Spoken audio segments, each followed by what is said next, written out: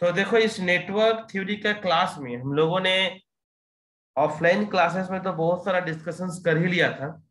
और मैंने बताया था, जो जिसको भी थोड़ा बहुत याद होगा, मैंने बताया था कि हार्विट्ज पोलिनोमियल फंक्शंस ये सब के बारे में हम लोग डिस्कशन करेंगे। और लास्ट क्लासेस में हम लोगों ने जो भी डिस्कशन किया था, poles zero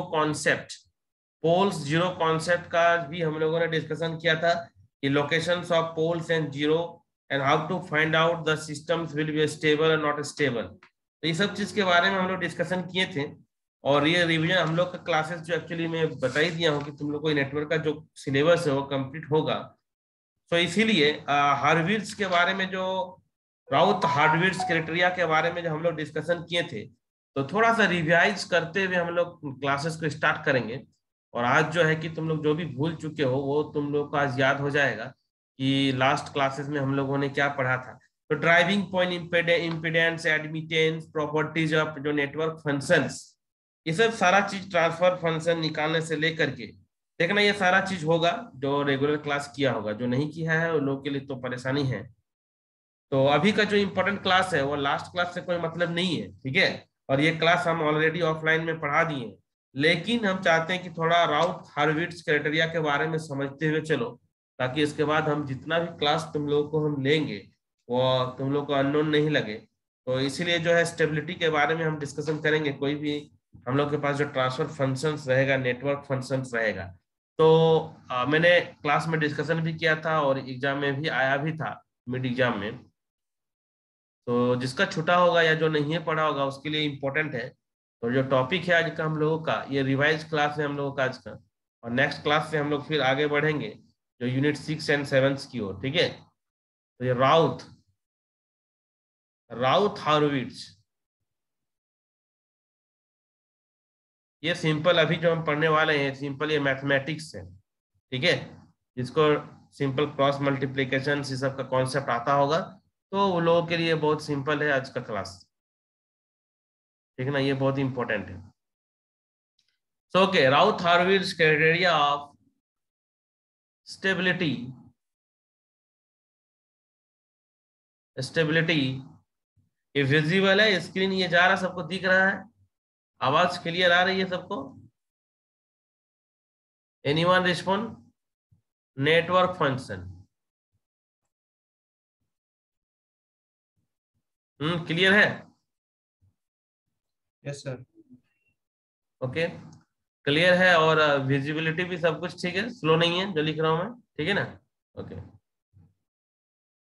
So Routh-Hurwitz criteria of stability of network function. This is very, very important. Already I have discussed in the classes. So how to decide? What are the steps? हम लोग को कौन कौन सा steps है मैंने बताया था स्टेबिलिटी फाइंड आउट करने के लिए, है ना। स्टेप्स क्या क्या बताए थे वो सारा स्टेप्स में फिर से रिवाइज करा दे रहा हूँ।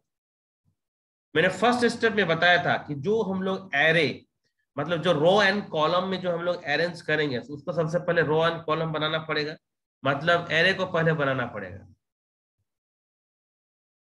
The array is to be constructed.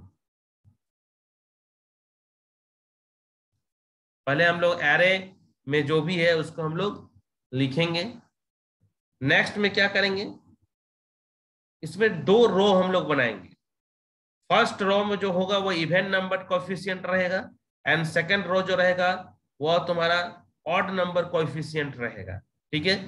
Already मैं बताया हूं और ये क्लास हो चुका है, लेकिन ये मान के चल रहे हैं कि हम रिवाइज करते हुए आगे बढ़ेंगे, जैसे कि मैंने कहा हूं, ये सब कोई भूल गए होंगे। So coefficients are formed. First first row containing first row containing even numbered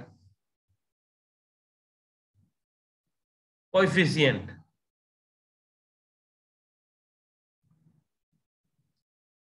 and second row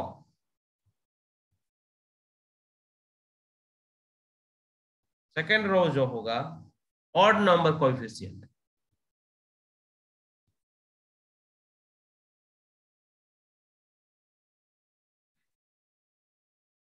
ठीक है। अब जैसे कि मेरे पास कोई भी पॉलिनोमियल फंक्शन है, suppose that we have any polynomial, suppose मैंने बताया था क्लास में भी, जिसका कॉपी में लिखा हुआ वो रिवाइज कर सकते हो। और this is the coefficient S M plus B one S M minus one plus B two S M minus two, now this is B M. So first क्या करना है, रो एंड कॉलम। तो odd और even, मतलब zero से start करेंगे even वाला, मतलब B zero B two and B four. यहाँ पर क्या हो जाएगा, B one B three and B five, जो भी हम लोग का यहाँ पर कांस्टेंट रहेगा सारा चीज, ठीक है। अब यहाँ पर क्या करना था, मैंने बताया था कि एरे के फॉर्म में हम लोग जो है कि इसको रिप्रेजेंट करेंगे, एरे के फॉर्म में, ठीक है।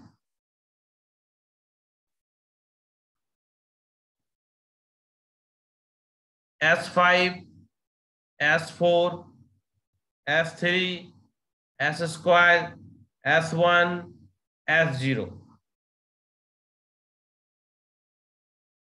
और हम लोगों का जो इवन और ऑड वाला जो कोएफिशिएंट है उसको हम लोग यहाँ पर लिखेंगे, B1 B3 एंड B5, ठीक है।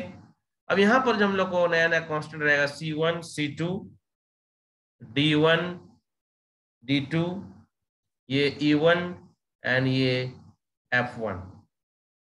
इस तरह से मैंने बताया था क्लास में भी और यहाँ पर भी। So here B0, B2, B4, B1, B3, B5 are known quantities. यहाँ पर नॉन coefficients है, but C1, C2, D1, D2, E1, F1 here we have to find out, ये हम लोग को फाइंड आउट करना है। अब इससे हम लोगों को कैसे पता चलता है कि ऑड है कि इवन है, तो ये भी मैं बताऊंगा अभी, क्योंकि मैंने ये बताया था कि राउथ हार्विट्ज क्राइटेरिया में जो सिस्टम स्टेबल होगा कब, इफ एंड ओनली इफ, कब there is no change in the sign of the first column, मतलब ये सारा B0 B1 C1 D1 E1 F1 सारा वैल्यू यदि पॉजिटिव हो जाता है then system will be stable. Okay, then next thing is how to find out the C1 C2 D1 D2 E1 F1। So already यहाँ पर हम लोग जो है कि पहले भी इसको समझे हैं, सो अभी आज का क्लास में इसको फिर समझ लेते हैं एक बार अच्छे से। ओके, तो हियर यदि हम लोग को फाइंड आउट करना रहेगा, क्योंकि देखो B0 B2 ये सब हम लोग को पता है, ये सब हम लोग को पता है, ये तो क्वेश्चंस में ही पता रहेगा। हम लोग को फाइंड आउट करना है क्या, C1 C1, okay. Then how to find out this C1। So याद करो मैंने बताया था यदि C1 को निकालना रहेगा, ध्यान से समझना है, यदि C1 को निकालना रहेगा, किसको निकालना रहेगा, यदि ये C1 को निकालना है, ध्यान से समझोगे, C1 को निकालना है तो B0 B1 और B2 B3 ये वाला जो है हम लोगों का एलिमेंट, इसको हम लोग लेंगे, ठीक है। मतलब इस टाइप से B0 B2 and B1 and B3 और डिवाइडेड बाय B1। अब बात आती है इसको लिखेंगे कैसे, तो सबको हम आई थिंक सबको पता होगा, इसको इस तरह से लिखते हैं, इधर से क्रॉस मल्टीप्लाई और इधर से क्रॉस मल्टीप्लाई, मतलब B1 B2 minus B0 B3 and divided by B1। तो इस तरह से हम लोग B1 B2 का तो वैल्यू पता ही है सारा, तो इस तरह से हम लोग C1 को फाइंड आउट कर सकते हैं। एक तरह से तुम लोग इसको थोड़ा याद रख सकते हो एक फॉर्मूले की तरह, जैसे हम लोग डिटरमिनेंट इस सब में पढ़ते थे। ऑलरेडी जो क्लास किया है वो सबको पता होगा, फिर भी मैं जो अननोन है एकदम, जिसका लिए नया है, फर्स्ट क्लास है, देखो अब C2 यदि फाइंड आउट करना है, क्या फाइंड आउट करना है, यदि हम लोग को C2 फाइंड आउट करना है, क्या फाइंड आउट करना है, C2। तो यदि हम लोग को C2 फाइंड आउट करना है तो हम लोग अब क्या करेंगे, यदि C2 फाइंड आउट करना है, ठीक है। तो हम लोग देखते हैं, अब जैसे कि याद होगा यदि डिटरमिनेंट पढ़े होगा तो डिटरमिनेंट में समझ में आ रहा होगा। अब हम लोग को यदि ये C2 फाइंड आउट करना, ध्यान देना ये C2 का बात कर रहे हैं, ठीक है। तो जब C2 का बात करेंगे तो ये जो है B2 एंड B3, मतलब ये C2 के जो सामने है इसको हम लोग नहीं लेंगे, मतलब हम लोग किसको लेंगे, ये वाला को लेंगे और इसको लेंगे, ठीक है। तो इसको हम लोग कैसे लिखेंगे, यहाँ पर लिखेंगे हम लोग सिंपल B0 और ये B4 and this is B1, now this is B3 and divided by, सबको समझ में आ रहा है क्या होगा, B1 होगा। अब समझ में आ ही गया कि इधर से मल्टीप्लाई करेंगे, इधर से मल्टीप्लाई करेंगे, ठीक है। So यहाँ पर सी B1, now this is B4 and now this is B0 and now this is B5 and divided by ये B1। इस तरह से हम लोग C2 का भी वैल्यू को फाइंड आउट हो जाएगा। Now next how to find out D1, D1 को कैसे हम लोग फाइंड आउट करेंगे। तो सेम टू सेम प्रोसेस में हम लोग बढ़ेंगे, सेम टू सेम प्रोसेस में हम लोग बढ़ेंगे कि कैसे निकालना है। तो यहाँ पर भी वही सेम प्रोसेस हम लोग करेंगे। अभी D1 फाइंड आउट करना है, क्या फाइंड आउट करना है, D1, ठीक है। सो D1 के लिए हम लोग क्या करेंगे, ये D1, ठीक है, ये वाला D1 है, तो D1 के लिए निकालते हैं। सो D1, ओके। सो D1 के लिए देखो सामने में क्या है, ये B0 हो गया, ठीक है। B0, सॉरी D1 निकालना है ना, तो ये अब नीचे देखना होगा, B1 C1 and B3 C2, देखो ध्यान से, B1 C1 B3 and C2 and divided by ये C1 डिवाइडेड बाय C1। फिर से वही मल्टीप्लाई हम लोग करेंगे, क्रॉस मल्टीप्लाई सिंपल। तो C1 B3 minus B1 B1 C2 and divided by this is C1। तो ऐसे हम D1 निकाल सकते हैं। Similarly you can find out the D2। तो अगेन D2 क्या है, यहाँ पर है, ये बीच वाला को हम लोग को छोड़ना पड़ेगा। तो क्या लिखेंगे, B1 C1 B क्या है, B, ये 5 हो गया, मिट गया, B5 और यहाँ इसके नीचे में तो कुछ नहीं है, तो 0 हो जाएगा एंड डिवाइडेड बाय C1। तो ये तो 0 है ना, ये तो 0 है, इसमें तो कुछ होगा नहीं। तो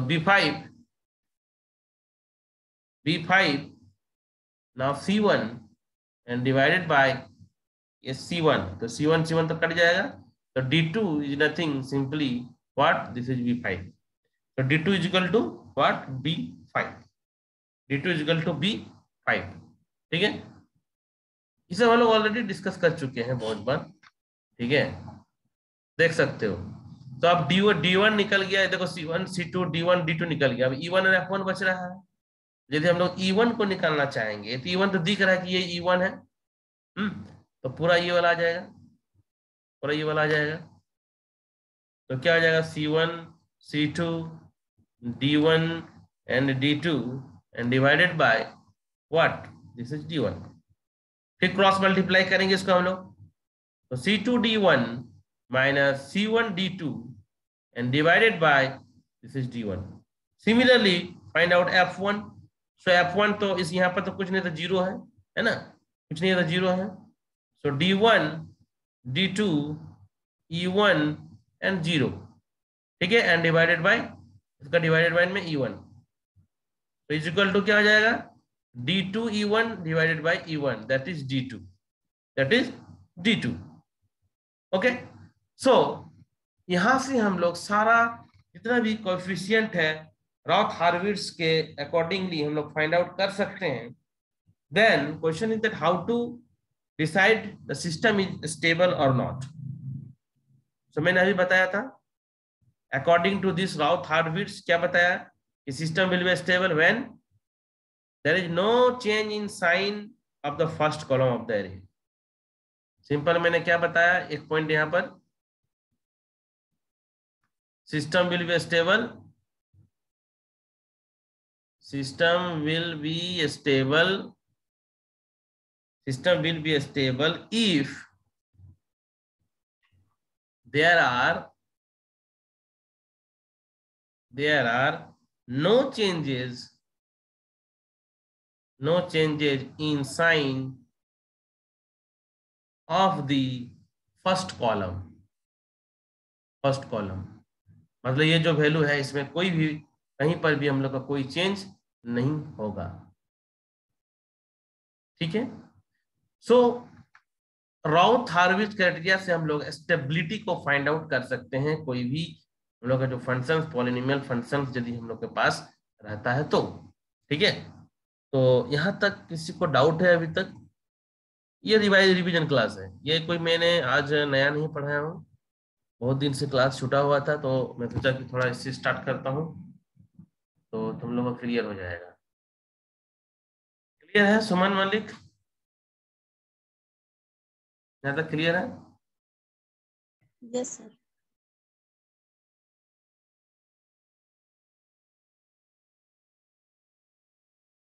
तो यहाँ तक किसी को डाउट नहीं है कैसे कैसे हम लोग फॉर्मूला से निकाल रहे हैं? बहुत ही सिंपल भी है ये, कोई ज्यादा हार्ड नहीं है, सिंपल सा देख सकते हो, मैथमेटिक्स है। बस कुछ थोड़ा सा नेगेटिव पॉजिटिव कैसे हम लोग किस तरह से क्रॉस मल्टीप्लाई कर रहे हैं, कौन डायरेक्शंस को हम लोग ले रहे हैं, बस वो थोड़ा सा तुम लोग को इस पे ही ध्यान देना होगा। ठीक है, उसके बाद ये बहुत सिंपल है। Routh Hurwitz criteria of stability of network functions, कुछ सिंपल सा बेसिक चीज है, बहुत ही बेसिक है जिसको कहेंगे, ज्यादा कुछ टफ इसमें है नहीं। ठीक है ना?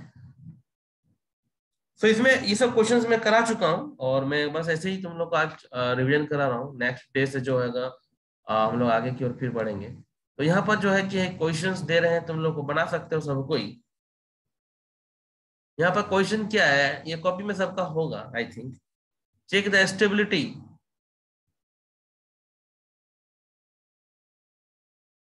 Check the stability of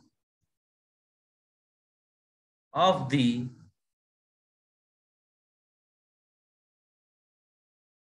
following polynomials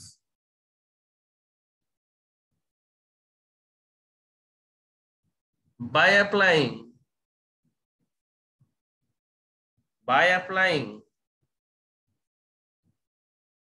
Routh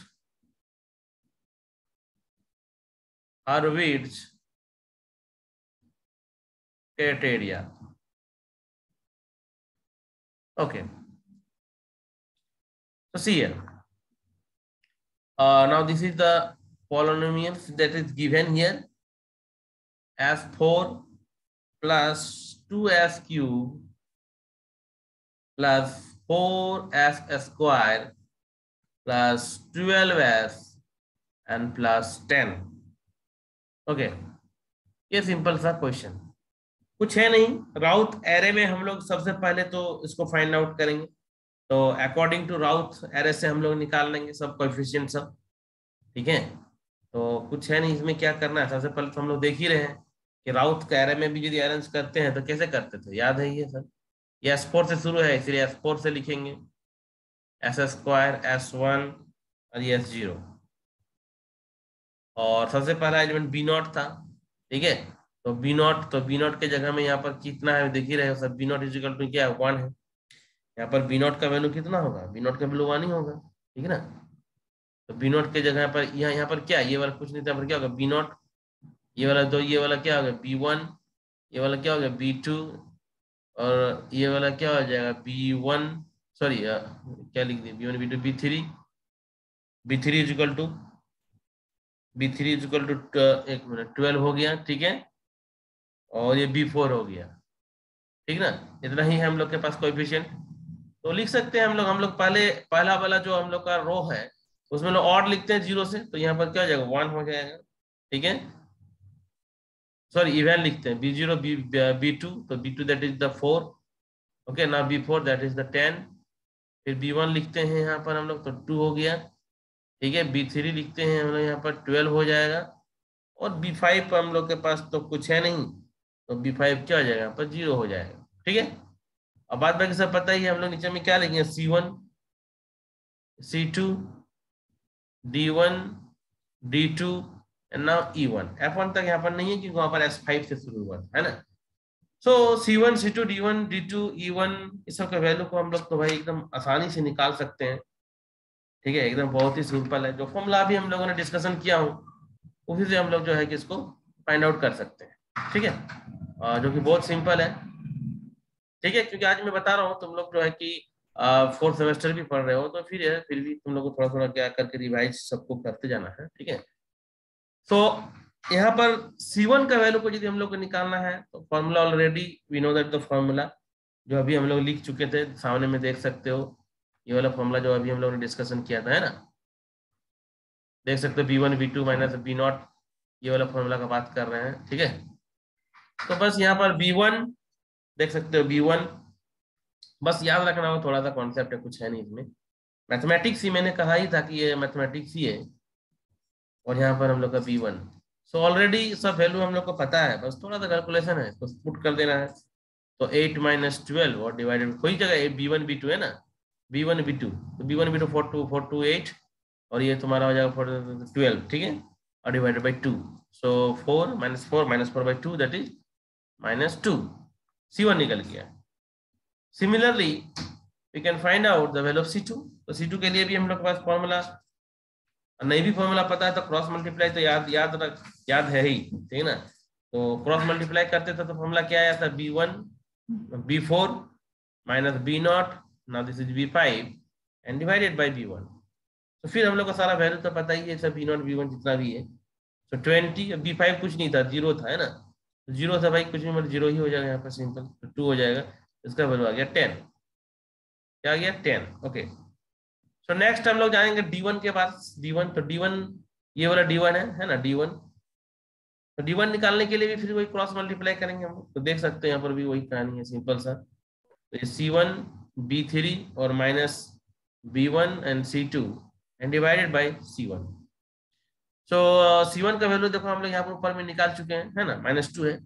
तो -2 into 12 and here again -2 into 10 and divided by -2, that is -22।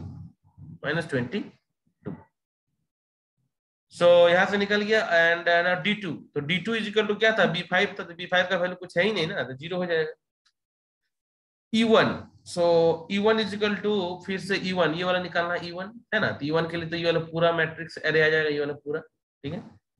तो इसको क्रॉस मल्टीप्लाई करेंगे तो क्या आ जाएगा, C2D1 -C1D2।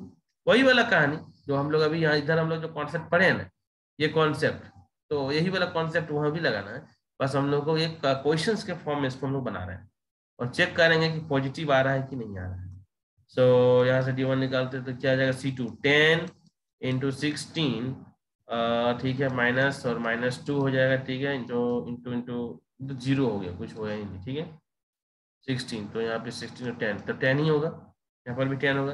और F1 तो कुछ है ही नहीं, यहाँ पर F1 तो जीरो हो गया, है ना। तो ये सारा देख सकते हो, ये जो हम लोग के पास ये जो एरे है, ये सारा हम लोग का जितना भी कोएफिशिएंट है, ये सारा वैल्यू हम लोग के पास आ चुका है, ठीक है। ये सारा वैल्यू हम लोग के पास आ चुका है। अब ये सारा वैल्यू जब हम लोग के पास आ गया है, तो सिंपल सा बात है कि हम लोग जो कंस्ट्रक्ट कर देंगे अब, तो कंस्ट्रक्शन करने के बाद हम लोग चेक करेंगे कि whether any value will be positive, नहीं विल बी नेगेटिव और नॉट। सो सिंपल, S4 क्या था, S³ था, S² था, S1 था और S0 था। और यहाँ पर हम लोग का जो वैल्यू है उसको हम लोग लिख देते हैं। देख सकते हो हम लोग ये जितना सारा कोएफिशिएंट हम लोग के पास है ऑलरेडी, देख सकते हो ये जितना सारा वैल्यू हम लोग देख सकते हैं यहाँ पर, B1 से लेकर B2 से लेकर C1 C2 D1 D2 E1, जितना सारा वैल्यू हम लोग का अभी आ चुका है, उस सारा वैल्यू को हम लोग यहाँ पर लिखते हैं और देखते हैं कि कहाँ पर नेगेटिव पॉजिटिव कुछ हो रहा है क्या। तो एक मिनट, ये हो जाएगा 1 4 और क्या था 10 ना, और इधर क्या था V2 तो -2 2 12, ठीक है। ये 2 हो गया, ये 12 हो गया, तो -2 आया था, 10 आया था, 22 आया था, ये 0 और ये तुम्हारा 10। सो हम लोग यहाँ से क्या देख रहे हैं, क्या ऑब्जर्वेशन हुआ है। अभी अभी हम लोगों ने राउत जो क्राइटेरिया था, उन्होंने क्या कहा था, system will be stable if there are no changing in sign of the first column, है ना। लेकिन हम लोग यहाँ पर क्या देख रहे हैं, यहाँ पर देख रहे हैं कि जो फर्स्ट कॉलम है, ये जो हम लोग फर्स्ट कॉलम है, यहाँ पर there will be change in the sign, there will change in the sign, ठीक है। यहाँ पर हम लोग का साइन में चेंज आया है।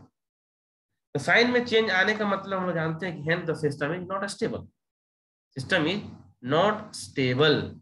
सिंपली हम लोग बोल सकते हैं कि there is sign change, there is a sign change, sign change in the first column, in the first column of the array, hence the system is not stable, and the system is not stable, system stable नहीं है. Okay, Ayush Raj, take a screenshot of this attendance.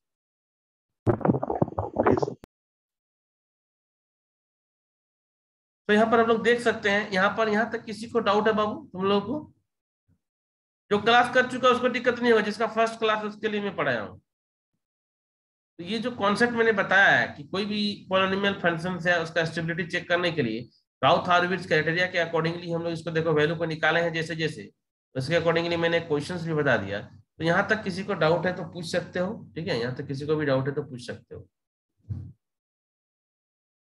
ठीक है, next question हम question लेते हैं. Next question, ये question भी मैंने क्लास में कराया था, एक बार कराया हूँ इसको भी. सो ये के का निकालना था वैल्यू, याद करो मैं क्लास में बताया हूँ. ठीक है, so for what value of के,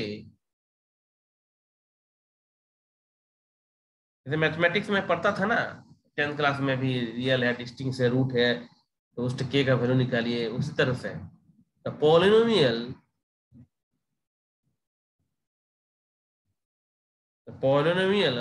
क्या दिया हुआ है?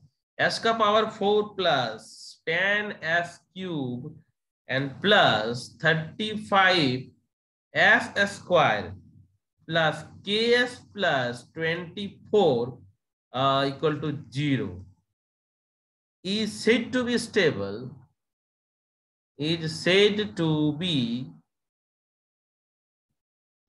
stable. ठीक है, क्वेश्चन में क्या कह रहा है कि solve by using Routh Hurwitz array. Routh Hurwitz देखो, जिसका भी छूटा हुआ था उसका आज हाफ एन आवर में ये पूरा चीज क्लियर हो जाएगा. अब थोड़ा ऑनेस्ट रहना पड़ेगा. अब तुम लोग को बार बार तो मैं समझा चुका हूं. ठीक है, तो समझाने का तो अब टाइम नहीं है ना कि बार बार तुम लोग को हम डेली समझाते रहो. चलो, ये ऑनलाइन में तुम लोग को तो बेटर जो है कि मैं पूरा क्वेश्चंस करा रहा हूँ, तो अच्छा बात है, तुम लोग करो इसको. तो अब इसको भी तुम लोग सेम टू सेम प्रोसेस में बना सकते हो. ठीक है, सेम टू सेम प्रोसेस में. S4 तक है तो लिखो S4, S cube, S square, S1, S0. Same to same process में लिख सकते हो. अब पता ही है कि ये बी, यहाँ पर क्या है, B0 है, तो B0 का वैल्यू कितना 1 है, और ये कितना आ जाएगा 35, और ये क्या हो जाएगा 24. ठीक है, अब ऑड को लिखो तो ऑड कितना है 10 है, और कितना है k. ठीक है, फॉर्मूला पता ही है सबको, सबको फॉर्मूला पता है कि कैसे करना है. यहाँ पर क्या है C1 है, यहाँ पर क्या होगा C1 होगा ना. ठीक है, तो इसके लिए क्या करते हैं, फिर हम लोग को मल्टीप्लाई, इधर से मल्टीप्लाई करेंगे 35 इंटू 10, तो 35 हम डायरेक्ट लिख रहे हैं यहाँ पर 35 10 और माइनस के 1 होगा, k इंटू 1 और डिवाइडेड बाय, और जो डिवाइडेड बाय है